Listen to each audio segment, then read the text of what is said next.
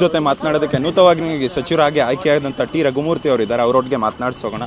Sir, ನಿಮಗೆ ನಿರೀಕ್ಷೆ ಇತ್ತ ಸರ್ ಸಚಿವ ಸ್ಥಾನಮಾನ ಸಿಗುತ್ತೆ ಅಂತ? ಖಂಡಿತವಾಗಿತ್ತು, ನಮಗೆ ಭರವಸೆ ಇತ್ತು. ಆದರೆ ಇವತ್ತು ಅದು ನಿಜ ಆಯಿತು. ನಮಗೆ ಏನು ಮುಖ್ಯಮಂತ್ರಿಗಳು ಕರೆ ಮಾಡಿ ನೀವು ಸೆಲೆಕ್ಟ್ ಆಗಿದ್ದೀರಿ, ನೀವು ಪ್ರಮಾಣ ವಚನ ಸ್ವೀಕಾರ ಮಾಡಕ್ಕೆ ಬಂದ್ರಿ ಅಂತ ಹೇಳಿದ ಮೇಲೆ ನಮಗೆ, ಯಾಕೆಂದರೆ ಭಾಳ ದಿವಸದಿಂದ ವಾಹಿನಿಗಳಲ್ಲಿ ನಮ್ಮ ಹೆಸರುಗಳು ಸಂಭಾವನೀಯ ಪಟ್ಟಿನಲ್ಲಿ ಇತ್ತು. ಇವತ್ತು ಅದು ಇದಾಯಿತು. ಹಾಗಾಗಿ ಇದಕ್ಕೆ ಕಾರಣಕರ್ತರಾದಂಥ ಎಲ್ಲ ನಮ್ಮ ರಾಷ್ಟ್ರೀಯ ಕಾಂಗ್ರೆಸ್ ಪಕ್ಷದ ಮುಖಂಡರು, ನಮ್ಮ ರಾಜ್ಯ ಮಟ್ಟದ ಮುಖಂಡರು, ಮುಖ್ಯಮಂತ್ರಿ, ಈಗಿನ ಮುಖ್ಯಮಂತ್ರಿಗಳು, ಮಾಜಿ ಮುಖ್ಯಮಂತ್ರಿಗಳು, ಉಪಮುಖ್ಯಮಂತ್ರಿಗಳು, ಸಚಿವರು, ನಮ್ಮ ಜನಾಂಗದ ಮುಖಂಡರುಗಳು ಎಲ್ರಿಗೂ ನಾನು ಕೂಡ ಈ ಸಂದರ್ಭದಲ್ಲಿ ಧನ್ಯವಾದಗಳನ್ನು ಸಲ್ಲಿಸ್ತೀನಿ. ಸರ್, ನಿಮಗೆ ಇಂಥದ್ದೇ ಖಾತೆ ಬೇಕು ಅಂತ ಏನಾದರೂ ಬೇಡಿಕೆ ಇಟ್ಟಿದ್ದೀರಾ ಸರ್?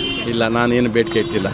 ಯಾಕಂದರೆ ನಮ್ಮನ್ನು ಸಚಿವರಾಗಿ ಮಾಡಿದ್ದಾರೆ, ಇವರಿಗೆ ಇಂಥ ಖಾತೆ ಕೊಟ್ಟರೆ ನಿರ್ವಹಿಸ್ತಾರೆ ಅಂತ ಹೇಳ್ಬಿಟ್ಟು ಅವ್ರು ಕೊಟ್ಟಂಥ ಜವಾಬ್ದಾರಿಯನ್ನು ನಮ್ಮ ಏನು ಸಾರ್ವಜನಿಕರು, ಈ ರಾಜ್ಯದ ಜನರು ಆ ಖಾತೆಯಿಂದ ಏನು ನಿರೀಕ್ಷೆ ಮಾಡ್ತಾರೆ ಆ ನಿರೀಕ್ಷೆ ತಕ್ಕಂತೆ ನಾನು ಕೆಲಸ ಮಾಡ್ತೀನಿ. ಕೊನೆಯದಾಗಿ ಸರ್, ಕೆಲವೊಬ್ಬರಿಗೆ ಶಾಸಕರಿಗೆ ಅಸಮಾಧಾನ ಇದೆ, ನಮಗೆ ಸಚಿವ ಸ್ಥಾನ ಸಿಕ್ಕಿಲ್ಲ ಅಂತವ್ರಿಗೆ ಏನು ಹೇಳಿ? ಇಲ್ಲ, ನಾನು ಈ ಸಂದರ್ಭದಲ್ಲಿ ಏನು ಹೇಳಲ್ಲ. ಯಾವ ಪ್ರತಿಯೊಬ್ಬರಿಗೂ ಕೂಡ ನೋಡಿ, ಪ್ರಜಾಪ್ರಭುತ್ವ ವ್ಯವಸ್ಥೆಯಲ್ಲಿ ಮೊದಲನೇದಾಗಿ ಶಾಸಕರಾಗ್ತೀವಿ. ಅದರ ನಂತರ ನಾವು ಅಲ್ಲಿ ಕ್ಷೇತ್ರದಲ್ಲಿ ಅಭಿವೃದ್ಧಿ ಕೆಲಸಗಳನ್ನು ಮಾಡ್ತಾ ಜನರ ವಿಶ್ವಾಸವನ್ನು ಗಳಿಸಿ ಪ್ರತಿಯೊಬ್ಬರಿಗೊಂದು ಚಿಂತನೆ, ಒಂದು ಇದು ಇದ್ದೇ ಇರ್ತದೆ, ಆಸೆ ಇರ್ತದೆ. ಆಮೇಲೆ ಇನ್ನು ನಮಗೆ ಮಂತ್ರಿಗಳಾದ್ರೆ ಇನ್ನು ಹೆಚ್ಚಿನದಾಗಿ ಕ್ಷೇತ್ರಕ್ಕೆ, ಜಿಲ್ಲೆಗೆ, ರಾಜ್ಯಕ್ಕೆ ಮಾಡ್ಬೇಕಂತೇಳಿ ಖಂಡಿತವಾಗ್ಲೂ ನಾನು ಈ ಸಂದರ್ಭದಲ್ಲಿ ನಾನೇ ಪೊಸಿಷನ್ ಇದ್ದದನ್ನು ಕೂಡ ಎಲ್ಲೋ ಒಂದು ಕಡೆಗೆ ನನಗೂ ಅದೇ ಥರ ಅನಿಸ್ತಿತ್ತು. ನಾವು ನಿರೀಕ್ಷಣೆ ಯಾರು ಮಾಡ್ಕೊಂಡಿರ್ತೀವಿ ಆಗ್ಬೇಕಂತ ಹೇಳಿ ಎಲ್ಲರೂ ಕೂಡ. ಯಾಕೆಂದರೆ ನಮ್ಮ ಪಕ್ಷದಲ್ಲಿ ಭಾಳಷ್ಟು ಸೀನಿಯಾರಿಟಿ ಇದ್ದಾರೆ. ನಮ್ಮ ಚಿತ್ರದುರ್ಗ ಜಿಲ್ಲೆನಲ್ಲಿ ಸೀನಿಯಾರಿಟಿ ಇದ್ದಾರೆ, ಎಲ್ಲ ಬೇರೆ ಬೇರೆ ಜಿಲ್ಲೆಗಳಲ್ಲಿ ಇದ್ದಾರೆ, ಜನಾಂಗದಲ್ಲಿ ಇದ್ದಾರೆ. ಆದರೆ ಕೊಡ್ತಕ್ಕಂಥದ್ದು ವ್ಯವಸ್ಥೆಯಲ್ಲಿ 34 ಜನ ಅಷ್ಟೇ, ಮುಖ್ಯಮಂತ್ರಿಗಳು, ಉಪಮುಖ್ಯಮಂತ್ರಿಗಳು ಸೇರಿ. ಹಾಗಾಗಿ ಈ ಸಂದರ್ಭದಲ್ಲಿ ಪ್ರತಿಯೊಬ್ಬರಿಗೂ ಕೂಡ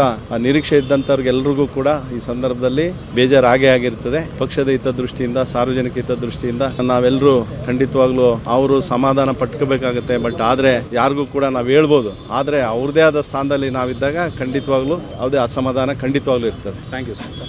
ಎಸ್, ಇದಾಗಿತ್ತು ನೂತನವಾಗಿ ಸಚಿವರಾಗಿ ಆಯ್ಕೆಯಾದಂಥ ರಘುಮೂರ್ತಿ ಅವ್ರದ್ದು. ಕ್ಯಾಮ್ರಾಮ್ಯಾನ್ ನಿಶಾಂತ್ ಜೊತೆ ಓಂ ವಿವೇಕ್, ಆದಿತ್ಯ ಕಾರ್ಲೇಕರ್, ಅಶ್ವಗ ನ್ಯೂಸ್, ಬೆಂಗಳೂರು.